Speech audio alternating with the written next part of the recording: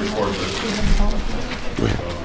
We've been talking about the concept of Bible translations and how certain words have made their way into our vocabulary when they oftentimes lead us to a way of thinking that's not necessarily biblical, based on the translation. It's not that the word itself is a bad word, it's just that it leads us away from what the biblical text is actually teaching. And one of those words I've been mentioning, and we're going to continue to work through, is the word soul. And I know we have songs, bless the Lord, O my soul. So I'm not saying that we're going to get rid of the word soul. It's probably with us to stay. However, is the concept of the soul, in the sense that some immaterial part of us that floats around, that is separate from us, is that really a biblical concept? Or is the Bible really more concerned with where we are right now and the idea of our immediacy? And I've been talking about how that we tend to look at words and view them as otherworldly or as spiritual, when really the Bible is talking about that which is going on here and now. So go with me, we're going to look at the word Nephesh again. Go with me to Proverbs chapter 12. Proverbs chapter 12. In most of your Bibles, Psalms, Proverbs. Proverbs chapter 12 says this. And we're looking at verse 10. It says, whoever is righteous has regard for the nephesh of his beast. The nephesh of his beast. Well, how can a person have regard for the soul of his animal? It's the life. You have regard for this animal by feeding this animal and giving it drink. So you're concerned with its life. So the nephesh here is being used to mean life. Or we can even say appetite. Okay, one's appetite. Not some immaterial essence that floats. The man who owns animals isn't concerned with their soul, as if they have some immaterial part of them. He's concerned with making sure that they eat and that they drink. So with this idea of desire, now we're going to look at a few verses in Deuteronomy. Go to Deuteronomy chapter 21. Deuteronomy chapter 21. Remember what we've said, that words have meaning in context. Words don't have meaning outside of context. Deuteronomy chapter 21, and look at verse 14. Deuteronomy 21:14 says, and it's speaking of a slave girl, that's the context. It says, but if you no longer delight in her, you shall let her go where she wants. And that word where she wants is nephesh, where she desires, her desire. So that we can speak of appetites, desires, thoughts are nephesh. Thinking, processing, desire, appetite, processing of the mind is nephesh. Just a few chapters over, Deuteronomy chapter 23. Deuteronomy chapter 23 and verse 24 says this. If you go into your neighbor's vineyard, you may eat your fill of grapes, as many as you wish. Here again, nephesh. As much as you desire, as much as you want to fill. Again, the word nephesh being used here. Not of some immaterial part of you, but you're going into a vineyard to eat. Your body is going to be filling up on grapes. So, the material part of us. So, and look then, with that in mind, we want to go to the Psalms. Look at Psalm chapter 42. Very familiar psalm. Psalm 42 says, as the deer pants for flowing streams, I didn't read the superscription. Menetzeach maskil livnei korach. So for the choir director, a maskil, which is a wisdom saying to the sons of Korach. But he says, as the deer pants over channels of water, so my soul, and my soul, my life, it also pants for you, the living God. So this idea of panting, it's the out breathing, the breathing out of air in real time, real life. It's not some metaphysical concept. Okay? So bless the Lord, oh my life, my everything that I am, my beingness, that includes breathing. As the deer pants, so I also breathe for and desire the living God. And then go back just a few chapters to Psalm 35. Psalm 35, and this is relevant for what we just went through with Yom HaKippurim. The idea of fasting, the word fasting in Hebrew is Tzom. And Psalm 35, verse 13 says this. He says, But I, when they were sick, I wore sackcloth. I afflicted myself. Okay? And they try to hear myself with fasting. Myself here is Nephesh. My Nephesh. How do I afflict my soul with fasting? So again, I can only afflict my body. My point is this, that we have this word soul that we translate, it gets translated soul, and in usage after usage, it's not dealing with some immaterial part of us, but is dealing, in fact, with material, with our physicality, who we are, breath and beingness, not some metaphysical philosophy or idea.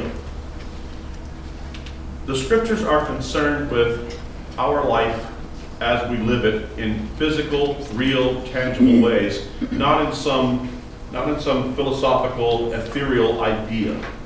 Okay? Yeah. So is that the same mindset? Say that again, Is that the same mindset that Paul's using when he uses the earthly soul? Yeah, what happens is because we come from Greek language, the word that would be translated Nephesh, that's Nephesh in Hebrew, becomes in Greek suke. And then suke becomes translated soul. But even as we look at the Apostle Paul, he's not talking about some kind of some separate entity apart from your body, that you have that you can be without body, that you can have emotions, will, appetites, all these things without a body. That's not what he's thinking. That comes from Greek thinking. So we have to divest ourselves of Greek thinking and realize, no, we have a body, that we have a real, tangible, physical body, and that there's not some immaterial part of us that could exist separately from that body. Certainly not in this earth. It wouldn't be. So, and what I want us to see as well is this, that the scriptures are concerned with real world, tangible, physical things. It's not trying to move us to some philosophical concept. It's trying to say, no, I'm concerned with how you live your life in real world, physical time. God is about working with us where we are, not about some idea that floats out here. I'll give you an example of this. If we use the word salvation, when we talk about salvation, we hear the word salvation and we think God saves our soul. But what really God saves ultimately is our life, which includes anything that's potentially immaterial. So was there the word soul in use in the 1400s in some fashion that they chose that word? Yes. Yeah. Coming through Greek language and Greek ideas. Yeah. In quantum physics, they have this concept. It's called quantum entanglement, where you can have a photon and another bound photon on the other side of the galaxy, and whatever you do to the photon here on Earth happens to the photon on the other side of the galaxy. And to me, the photon being something made of total energy and no mass at all, to me, the correlation to having a soul Whatever I bind on earth, I'm also binding in heaven. Whatever I lose on earth, I lose in heaven. Yeah, I would just argue that. I'm not, it's not arguing with that. No, It's an analogy. yeah, I would just say that I don't think that works from the text. So that may work in quantum physics, but I'm saying from the biblical text as we're looking at it, that particular way of thinking was not in their mindset. They're certainly not thinking in terms of quantum physics. So.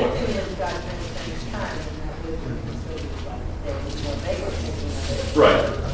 Yeah. To be sure, God transcends time. But, for instance, we think that when we hear the word salvation, and when we hear the word, for instance, deliverance, when we hear the word deliverance, we think in terms of spiritual. But you know what?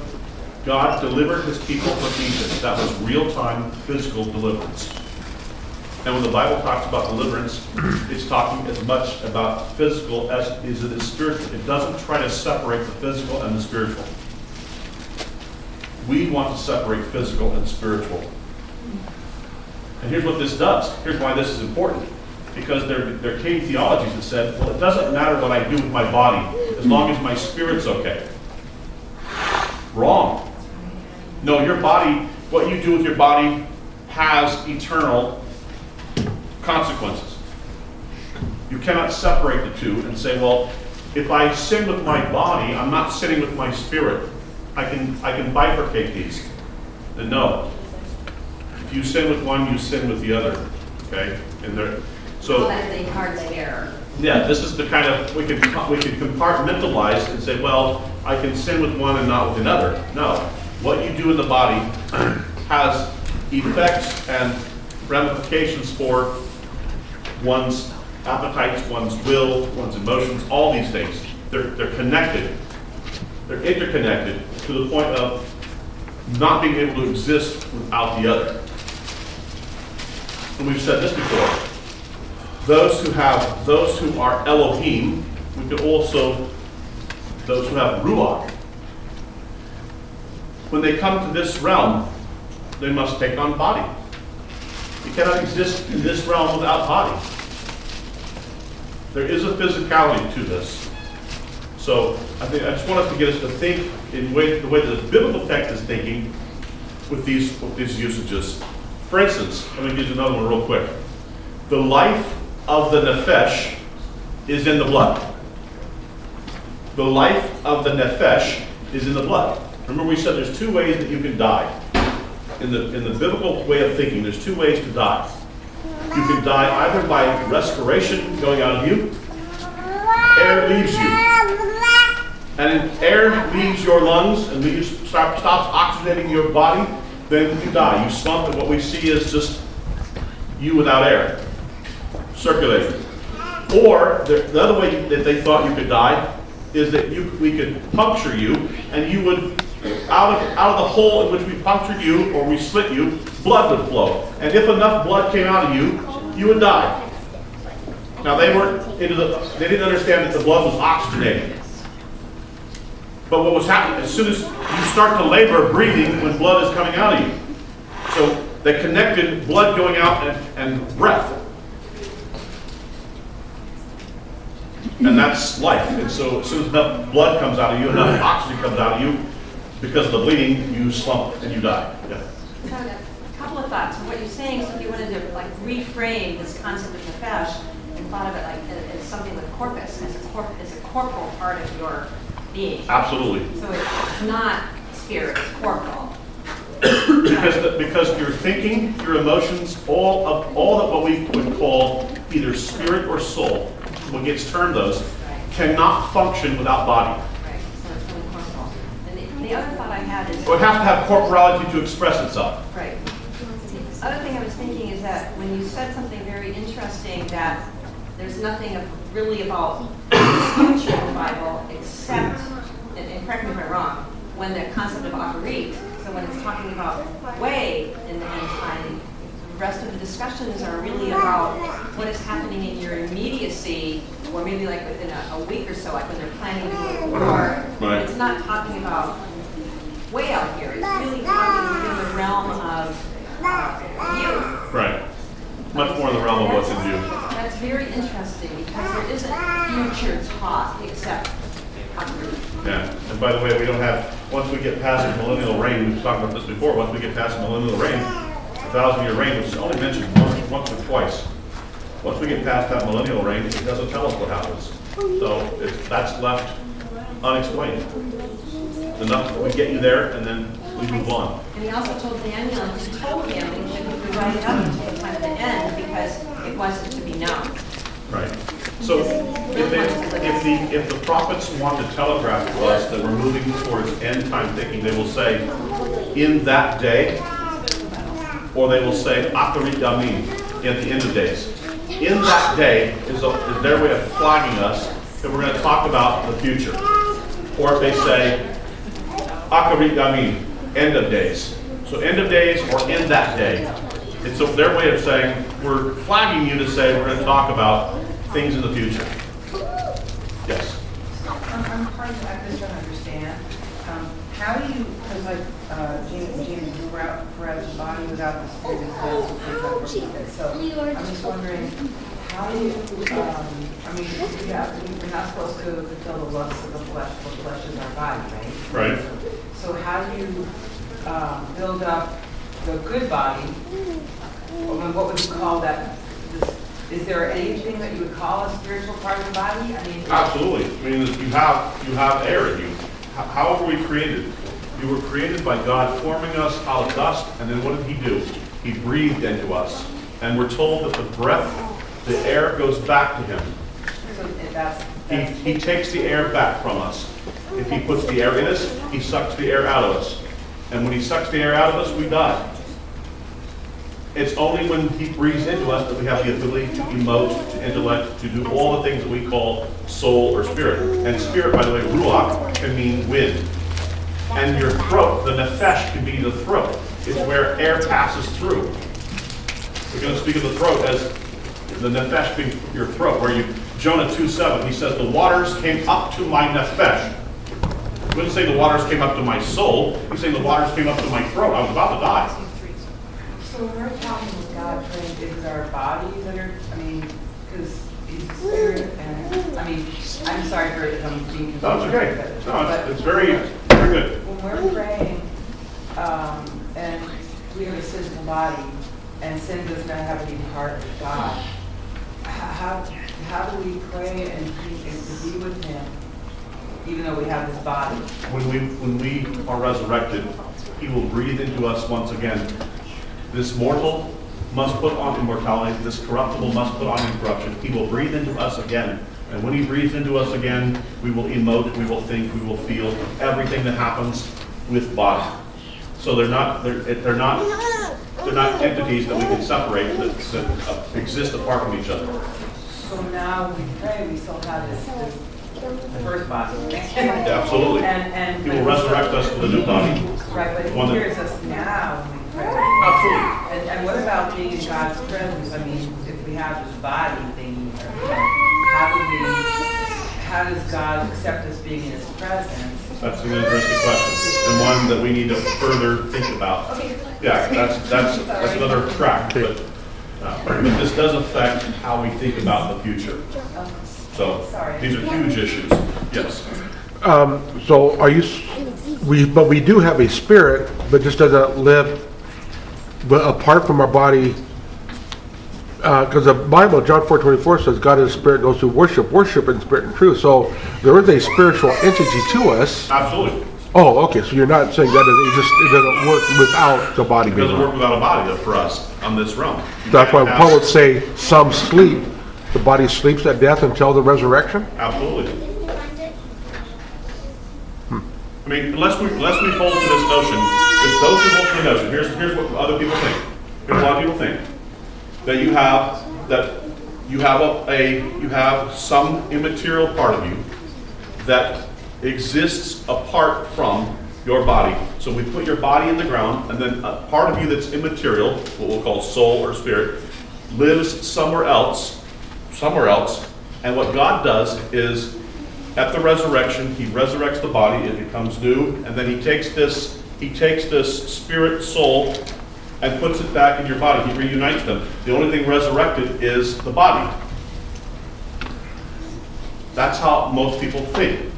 I'm making the argument that when body ceases, what the text tells us is that our wind, the breath, goes back to God. The breath, the air, he takes it back. It's his, because he's the one who gave it. He forms Adam, breathes into his nostrils, Adam animates. Now Adam can think, feel. This body, if we dig it back up, it's still a body. How are you going to express emotion, mind, will, all these things that we talk about with the idea of soul without having it in the body? If we have disembodied spirits floating around, this is how some people view things. That what happens is when you die, your spirit goes to be with the Lord. That's how it's, so I'm just making the argument. Which it could be, because the breath is from him. Exactly, but it goes back to him. Right. And it says he takes back possession of it. Does he blow Nephesh into Adam? Yes. Is that the word? Yes. And now Adam animates, and now Adam's able to think and feel and know and all these other things. And as soon as the breath goes out, Adam slumps. So this is the how do we think through these things? And here's what's happened: is we've translated the word nephesh multiple times as soul, to the point that we think in terms of bifurcation, in the sense of, well, I got my body over here and it does its thing, and I got my spirit over here and it does its thing. But can the appetites of my body be separated from the wind and the breath in me? 1 and 2, go ahead. Water. There's a lot of references to water all throughout Scripture. Water over water. And Yeshua said here, and I was reading today, it's kind of interesting. It says that if anyone thirsts, let him come to me and drink. He who believes in me, as the Scripture said, out of his heart will flow rivers of living water. For this he spoke concerning the Spirit, whom those believing in him would receive, for the Holy Spirit was not yet given. Right, and that's a long one. That's in John. You're in John.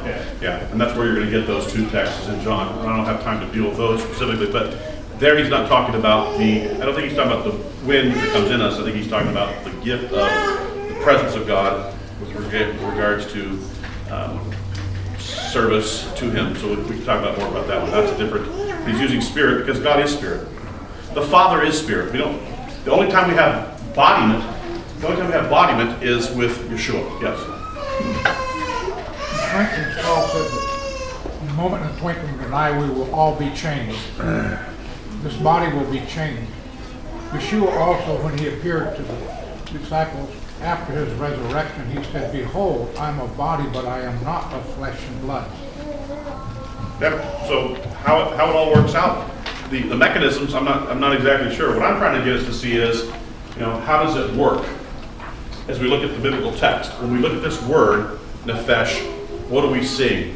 And that's oftentimes it gets translated. So, for instance, the Psalms: "Bless the Lord, O my soul." What does that mean? How do I bless the Lord without body?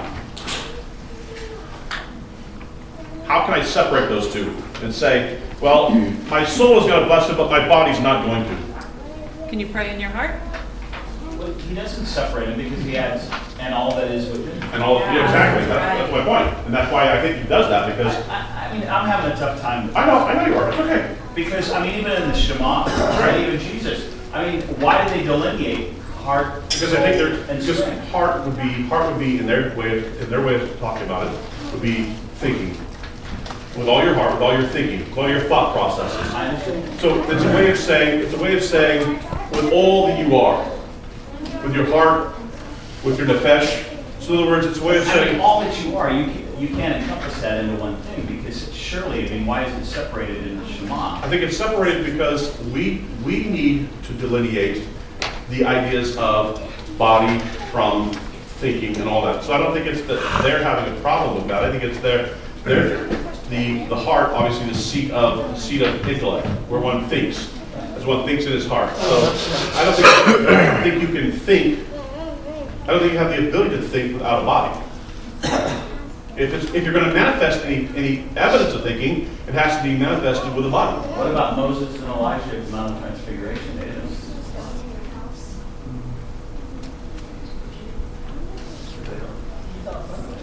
They saw something. He wants to build 3 tabernacles and then live it. Right, because he's thinking that we're in the millennial kingdom. Okay, fair enough. Okay, but now you're projecting us to the millennial kingdom.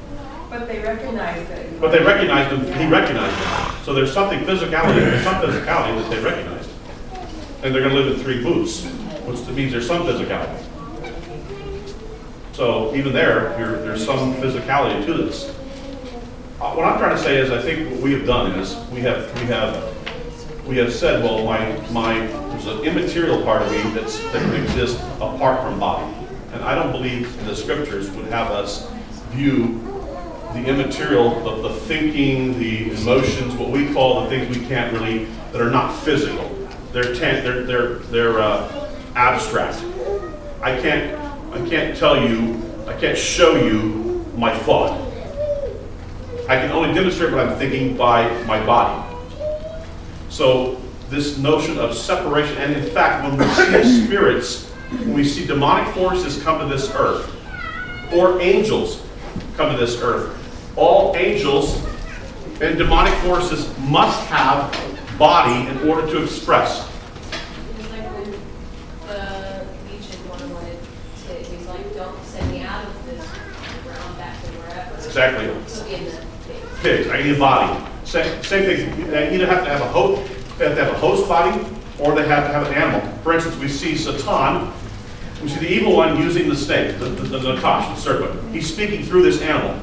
We see this, again, Yahweh doing this with the Balaam's donkey in Numbers chapter 22. He uses this donkey and speaks to this donkey. But he's got body. He's using body. He's using animal, because animals have Nephesh also. Animals have breath and have Nephesh. God gave them breath. And so they can animate. Yeah.